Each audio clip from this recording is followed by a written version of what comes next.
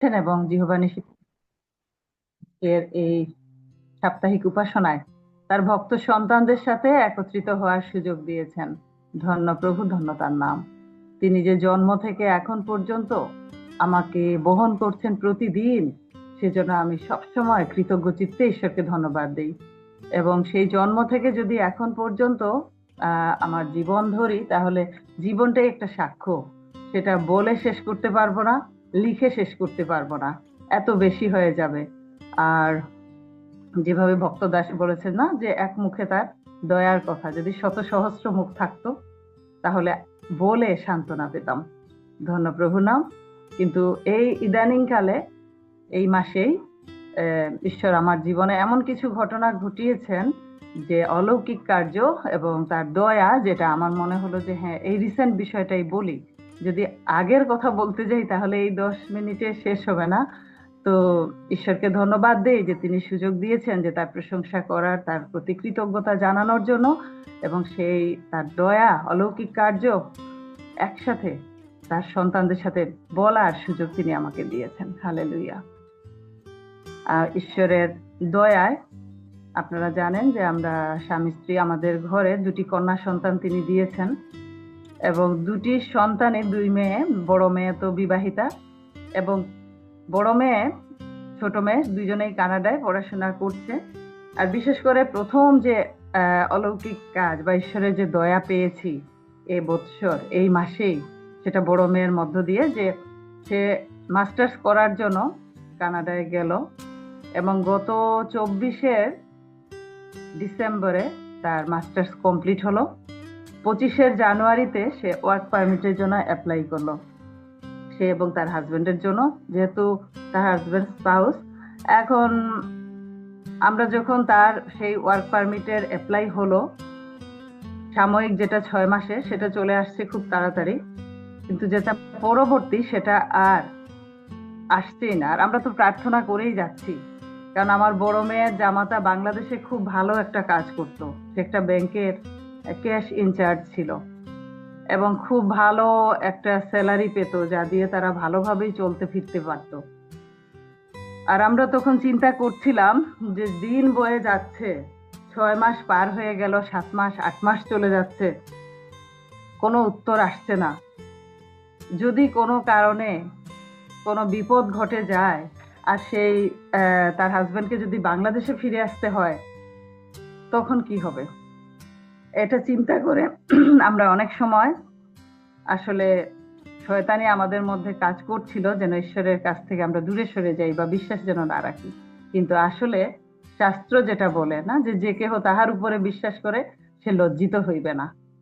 আর আমরা ঈশ্বরের কাছে এভাবেই বলছিলাম যে যদি ওয়ার্ক পারমিট পেয়ে যাই আমার মেয়ে জামাতা, তাহলে আমরা তার ভক্ত সন্তানদেরকে নিয়ে একটা ধন্যবাদের সভা দিব আমাদের ঘরে, এবং এই ঘরটির নাম হচ্ছে আশীর্বাদের ঘর। ঈশ্বর আমাদেরকে তার আশীর্বাদ স্বরূপ এটা দিয়েছেন, এবং এখন আমরা তার পরিচর্যা কাজের জন্য ব্যবহার করছি। তা সেটাই আমরা চাচ্ছিলাম, যেন তার আশীর্বাদের ঘরে আমরা যেন তার ভক্ত সন্তানদেরকে নিয়ে ধন্যবাদ দিতে পারি। আর এরকম করতে করতে 1 বৎসর, এই জানুয়ারি মাসে 1 বৎসর হয়ে গেল, তখনও উত্তর আসছে না।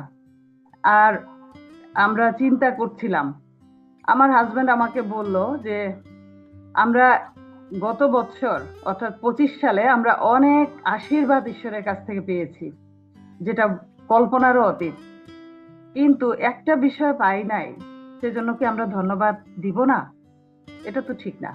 তাহলে কি তুমি অপেক্ষা করবা কবে আসবে উত্তর, তারপর দিবা? না, আমরা বরং আমাদের যেটা ধন্যবাদের বিষয় দিয়ে দিই। শুধু এক বিষয়ের জন্য আমরা থেমে থাকবো না, আমরা ধন্যবাদ সভা দিব, যেহেতু ঈশ্বর আমাদেরকে গত বছর বাঁচিয়ে রেখেছেন। এবং ছোট মেয়ের সেই কনভোকেশনে যাওয়ার জন্য যে ভিসা প্রসেসিং, সেটা করে আমরা অলরেডি ভিসাও পেয়েছি। এত আশীর্বাদ পাবার পর এক বিষয়ের জন্য কেন থেমে থাকবো? আমরা ধন্যবাদ সভা দিব।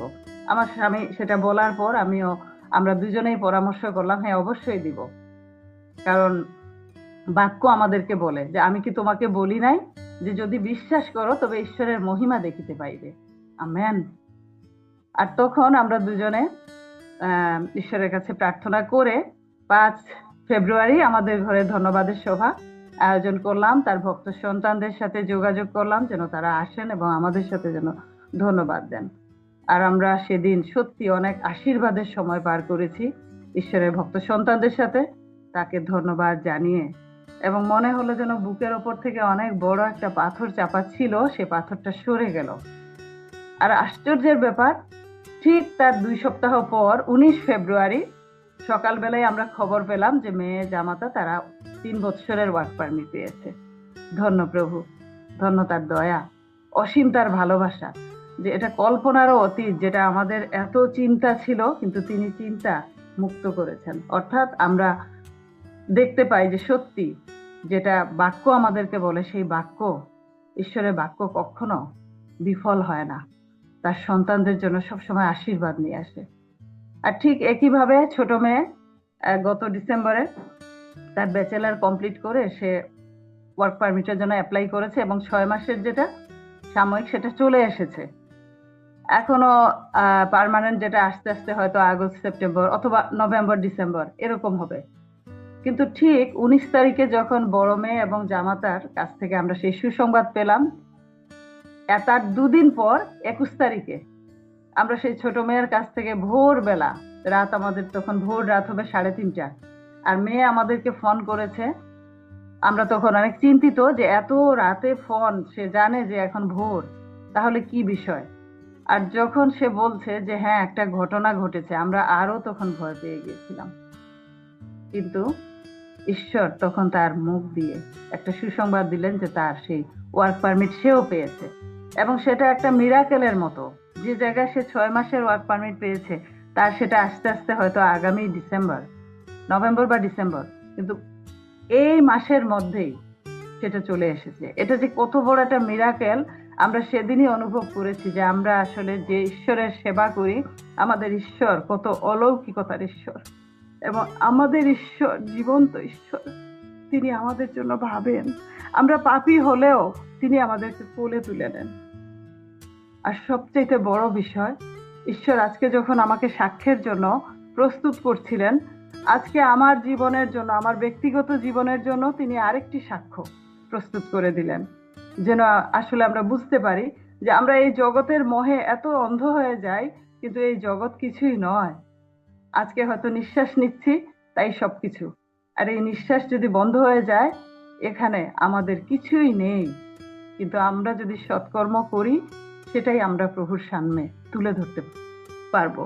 আজকে আমাদের মান্থলি মিটিং ছিল, আর আমরা চা বাগানে গিয়েছিলাম সেই মান্থলি মিটিং এর জন্য। আর সেখানে একটা অংশ আমরা শুরুতে পাঠ করছিলাম সবাই, সেটা ছিল দ্বিতীয় বিবরণ 31 অধ্যায়ের 8 পদ, যে আর সদাপ্রভু আপনি তোমার অগ্রে অগ্রে যাইতেছেন, তিনি তোমার সহবর্তী থাকিবেন, তিনি তোমাকে ছাড়িবেন না, তোমাকে ত্যাগ করিবেন না, ভয় করিও না, নিরাশ হইও না। আমেন। আর সেটা আমরা আজকের মিটিং এ প্রথম আমাদের যে উপাসনা ছিল, তখন আমরা প্রত্যেকেই যারা যারা ছিলাম, আমরা এই অংশটি এক এক করে পাঠ করেছি, এই পদটি। এবং সেখান থেকে যখন ঘরে আসলাম, আমরা এই বিকালের দিকে 5:30টার দিকে একটু শুয়েছিলাম। হঠাৎ করে আমার মনে হলো সেই শোয়া অবস্থাতে সমস্ত কিছু যেন ঘুরছে, আর আমি তখন চোখ বন্ধ করে নিলাম যে আমি ওই যে ঘুরছে সমস্ত কিছু, আমি এটা দেখতে চাই না, আমার চোখ বন্ধ থাকুক।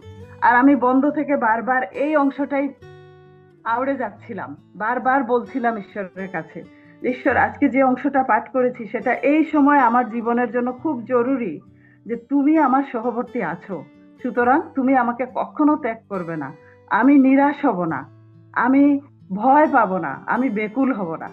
আমি বারবার সেটাই, সেই অবস্থাতেই আমার মুখ দিয়ে চলছিল আর প্রার্থনা করছিলাম যে ঈশ্বর যদি তুমি চাও, আমার শেষ দিন আমি যেন তোমার সাথে সম্পর্ক রেখে তোমার সাথে কথা বলতে বলতে আমি যেন যাই।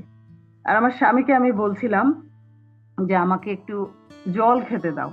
আমার স্বামী অনেক চিন্তিত, কারণ তিনি সাধারণত আমাকে কখনো এরকম অবস্থায় দেখেননি। আমাদের বিবাহিত জীবনের 32 বৎসর পূর্ণ হয়ে 33 বৎসরে পা দিয়েছি, আর তিনি কখনো আমাকে এভাবে দেখেননি, যার জন্য তিনিও অনেক চিন্তিত হয়ে পড়েছিলেন।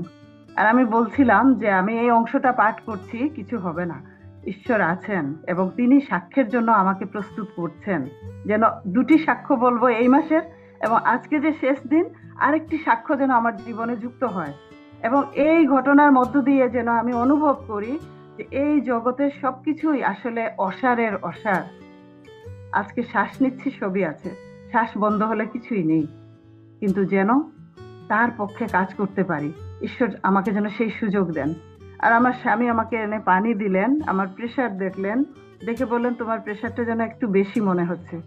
তারপর আমি সাধারণত এই পর্যন্ত ঈশ্বরের আশীর্বাদে কোনো ঔষধ লাগছে না।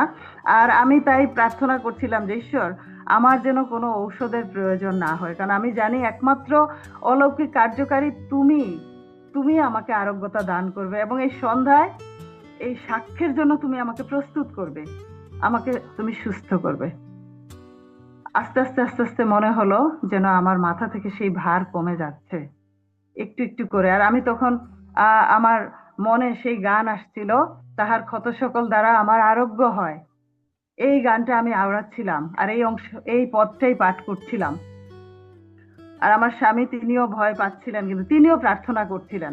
আর ঈশ্বর অলৌকিক কার্যকারী পিতা, তিনি আমাকে স্পর্শ করলেন, আমাকে সম্পূর্ণরূপে সেই অবস্থা থেকে বের করে আনলেন। হালেলুইয়া, ধন্য যিশু, ধন্য তার দয়া, তার এই যে কথা, তার এই যে ভালোবাসা আমাদের জন্য, তার যে প্রতিজ্ঞা আছে তিনি কখনো ছাড়বেন না, তিনি আমাদের হাত ধরে আছেন। তিনি আরেকটি বার যেন তখন প্রকাশ করলেন যে আমি তোমার সহবর্তী আছি। সৃষ্টিতে প্রিয়জনেরা, আমি এই জন্য আমার এই সময়ে আপনাদের কাছে এই প্রার্থনা চাই যে ঈশ্বরের কাছে এভাবেই সবসময় কৃতজ্ঞ থাকতে পারি এবং সবসময় যেন সাক্ষ্য দিতে পারি এবং যেন জগতের মোহে অন্ধ না হই। ঈশ্বর যে জীবন বাঁচিয়ে রেখেছেন যেন তার রাজ্যের কাজে ব্যবহার করতে পারি। যেভাবে আমরা বাক্যে দেখি যে সদাপ্রভু হইতে যে সকল মঙ্গল পাইয়াছি তাহার পরিবর্তে তাহাকে কি ফিরাইয়া দিব। আর সেই ভক্তদাস দায়ুদের মতো যেন আমার প্রার্থনা হয় যে সদাপ্রভুর কাছে আমি একটি বিষয় যাচনা করিয়াছি, তাহারই অন্বেষণ করিব, যেন জীবনের সমুদয় দিন সদাপ্রভুর গৃহে বাস করি, সদাপ্রভুর দেখিবার ও তাহার মন্দিরে অনুসন্ধান করিবার জন্য। কেননা বিপদের দিনে তিনি আপন আশ্রমে আমাকে সঙ্গোপন করিবেন, আপন তাম্বুর অন্তরালে আমাকে লুকাইয়া রাখিবেন, তিনি শৈলের উপরে আমাকে তুলিয়া লইবেন। Amen, amen.